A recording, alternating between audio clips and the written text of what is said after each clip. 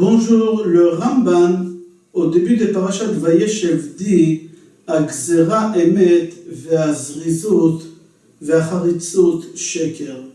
Le Ramban dit, au moment qu'Akadosh Baruch Hu il a décrété quelque chose, tu peux faire tout ce que tu veux, tu ne pourras pas annuler un décret. On sait que même Moshe Rabbeinu, le jour de ce qu'il devait quitter le monde, les Zayin Adar, il a tout fait pour ne pas mourir. Mais on lui a dit c'est une gzera. Au moment que c'est une gzera, on ne peut pas l'annuler. Mais si ce n'est pas une gzera, Kadosh Baruch Hu il a décidé quelque chose en faisant des prières, tchouva, tzedaka, tfila, ma'avirin et trois gzera, on peut annuler. Mais un décret, on ne peut pas annuler. Un homme sait qu'Akadosh Baruch Hu il a décrété quelque chose sur lui, mais la chose, elle ne lui plaît pas. Il ne veut pas cette chose. Qu'est-ce qu'il fait ce bonhomme? Il essaie de faire en sorte que la situation change. Est-ce que ça va l'aider quelque chose? Non, parce que Dieu il a décrété. Au moment que Dieu il donne un décret, on ne peut pas annuler ce décret. Tout ce que tu feras, ça on appelle charitzut, ça ne servira à rien. Akadosh Baruch Hu, c'est lui qui gère et qui commande le monde, et le décret qu'il a décidé, ce décret il va se réaliser, et on ne peut pas changer ce décret-là. C'est exactement ce qui s'est passé avec Yosef et ses frères. Yosef et ses frères, il s'est passé quelque chose que Yosef raconte à ses frères, les rêves qu'il a fait. Et le frère, il lui dit, Amalor timloch alenu, est-ce que tu crois que tu vas devenir roi? C'est impossible. Nous, on fera tout pour que tu ne deviendras pas roi. Et qu'est-ce qu'ils font pour qu'il ne devienne pas roi? Ils le vendent comme un esclave. Pourquoi? Parce qu'ils savent qu'il y a une loi qui dit dans tous les pays qu'un esclave ne peut pas être roi jamais. Alors ils l'ont vendu comme esclave. Ils ont dit déjà on s'est débarrassé, tes rêves ne vont pas se réaliser. Roi, c'est sûr et certain que tu ne peux pas être d'après la loi civile. Mais eux, ils n'ont rien compris. Ils ne peuvent pas contre la parole de Akadosh Baruch Hu. Akadosh Baruch Hu, il a décidé que Yosef il va être roi, et Yosef il est devenu roi. Tout ce qu'ils ont fait, ça n'a rien servi. On ne peut pas y aller contre la volonté d'Akadosh Baruch Hu.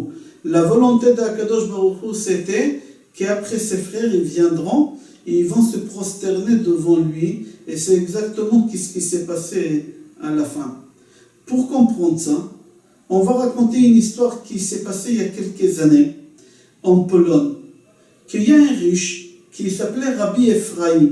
Il était très très riche, il avait beaucoup d'employés. Et parmi ses employés, une femme de ménage, jamais mariée. Et un jour, elle est partie le voir et elle lui a dit, comme je sais que vous voyagez souvent, je voulais vous dire, au moment que vous allez partir en métropole, si vous pouvez m'acheter un billet de loterie, j'ai envie de jouer, peut-être Dieu me donnera la chance de devenir moi aussi un jour riche. Il a dit d'accord, d'accord. Dans sa tête, il n'avait pas que ça. Et un jour, il a voyagé en métropole et il s'est rappelé qu'est-ce qu'il lui a demandé sa femme de ménage. Et il lui achète le billet de loterie et il le garde. Après quelques mois qu'il revient, il lui donne le billet. Et il lui demande 5 roubles.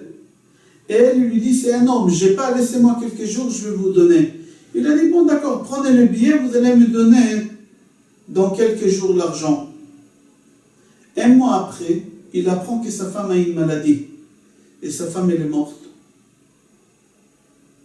Ses affaires, il a arrêté de s'en occuper parce qu'il a eu un choc suite à la disparition de sa femme. Et les affaires, ça allait mal. De plus en plus, jusqu'à qu'il était obligé de tout vendre. Et à la fin, il est parti travailler comme un coursier. Et vraiment, en une année, la roue, elle a tourné. Et il a tout perdu. Et il est devenu coursier. Et un jour, en faisant une course pour son patron, il voit une affiche de la loterie nationale qui dit que tel numéro a gagné. Et il voit les numéros, et il reconnaît les numéros de sa femme de ménage. Et il a dit, comment la vie a tourné? Qu'est-ce que je vais faire maintenant? Il a dit, je suis veuve, pauvre, elle n'est jamais mariée, très riche, je vais me marier avec elle. Tout de suite, il court voir un chatran et il lui demande de lui faire cette affaire avec cette femme. Et en un mois, l'affaire elle a été conclue, il s'est marié. Et lui, il attend quelques jours, c'est honteux de lui poser la question, il est où le ticket de loterie? Et quelques jours après le mariage, il ose et il lui pose la question. Et il lui dit, vous savez, les jours que vous m'avez donné le ticket, je n'avais pas d'argent pour vous le payer. Mais je pense que j'ai fait une belle affaire. J'ai été voir le cordonnier et je lui proposais pour 10 roubles. Il me l'a acheté pour 10 roubles. Et comme ça, j'ai pu vous rembourser. Et 5, j'ai gagné. J'oublierai jamais cette journée. Quelle joie, c'était pour moi extraordinaire. Gagner en une seule journée, le salaire d'1 mois. Lui, quand il a entendu ça, la première chose qu'il a fait, il a couru voir son Rav, le Rabbi Mikotsk. Et il lui raconte l'histoire. Et il lui dit, voilà, qu'est-ce qui s'est passé? Et le Rav, il lui dit, maintenant, tu veux quoi? Il dit, quoi, je veux quoi? C'est simple, je veux le guet, je vais divorcer. Je ne vais pas rester avec elle. Le Rav, il lui dit, regarde, en une année, qu'est-ce qu'Hachem il a fait? Il a renversé le monde entier. Il t'a envoyé, autant qu'un homme riche, que les riches ne jouent pas au loto, aller jouer au loto. Il a fait à Kadosh Baruch Hu en sorte que tu vas te rappeler des chiffres qu'elle a joué. Il t'a pris ta femme. Il a fait en sorte que tu fasses un dépôt de bilan, que tu deviendrais un livreur. À la fin, Akadosh Baruch Hu, il a fait en sorte au moment que tu fasses la livraison, tu passeras devant la loterie nationale pour lire cette affiche. Tout ce qu'Akadosh Baruch Hu, il a fait pour que tu te maries avec cette femme. Et maintenant que tu t'es marié avec elle, tu veux aller contre la volonté d'Hachem, tu veux faire le divorce. Tu ne vois pas qu'Akadosh Baruch Hu, il a fait tout ça pour que tu te maries avec elle? Sache, Agezera emet ve'acharitzut sheker. Au moment qu'Akadosh Baruch Hu, il a décrété quelque chose, c'est la chose qu'elle se fera. Toi, tout ce que tu feras contre ça, c'est de mensonge. Ça ne pourra pas marcher. C'est l'héritage que Yosef Hatzadik qui nous a laissé. Après que ses frères ils l'ont vendu, ils ont tout fait pour qu'il ne deviendra pas roi. Mais Akadosh Baruch Hu, il a voulu qu'il devienne roi, et il est devenu roi. On finira la paracha avec un Dvar Torah dans notre paracha, à nous dans Parashat Vayigash. C'est marqué Ule'aviv shalach kazot 10 chamorim nos'im mituv Mitzrayim. La Gemara Megillah, page Tetzain Amud Bet, dit comme ça.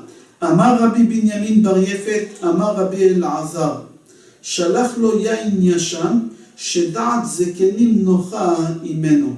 C'est marqué là-bas, dans la Gemara, et aussi Rashi dans notre paracha dit qu'il a envoyé à son père des vieux vins. La question qu'elle se pose, pourquoi il lui a envoyé du vin? Pourquoi il ne lui a pas envoyé autre chose à son père? Pour comprendre ça, on va citer la Gemara Tamid Pashraftet Amud Bet, Rabbi Yehuda Assad Omer, que tous les arbres, ils sont cachers pour brûler au Beth Amikdash, mis à part 2 arbres, lesquels? L'olivier et la vigne. On ne peut pas utiliser ni l'arbre d'olivier, ni la vigne pour brûler les sacrifices au Beth Amikdash. Pourquoi? Parce qu'au Beth Amikdash, sur chaque sacrifice, on fait couler de l'huile et du vin. Et l'huile et le vin, c'est les enfants de l'arbre d'olivier et de la vigne. Et on ne peut pas mettre les deux le même jour. Il faut séparer les deux. Alors c'est pour ça, on ne peut pas utiliser ni la vigne ni l'olivier. Yosef, c'est ça le message qu'il a envoyé à son père du vin. Il a voulu dire à son père, papa, pendant ces 22 ans que je n'étais pas à la maison, tu as cru que tu vas être brûlé en enfer parce que tu n'as pas eu les 12 tribus, que 11, tu n'as pas accompli ta mission. Je t'ai envoyé du vin pour te faire comprendre, comme la vigne, on ne la brûle pas dans le Beth Amikdash parce que son fils, le vin, il lui a sauvé la vie. Et comme l'olivier, on ne le brûle pas au Beth Amikdash parce qu'on fait couler l'huile là-bas, c'est-à-dire son fils, l'huile d'olive, il a fait sauver son père. Moi aussi, Yosef, ton père, je t'ai fait sauver de l'enfer. C'est pour ça qu'il a envoyé du vin. Je vous souhaite Shabbat Shalom, Bracha ve'atzlacha, Besorot Tovot et Kol Tuv.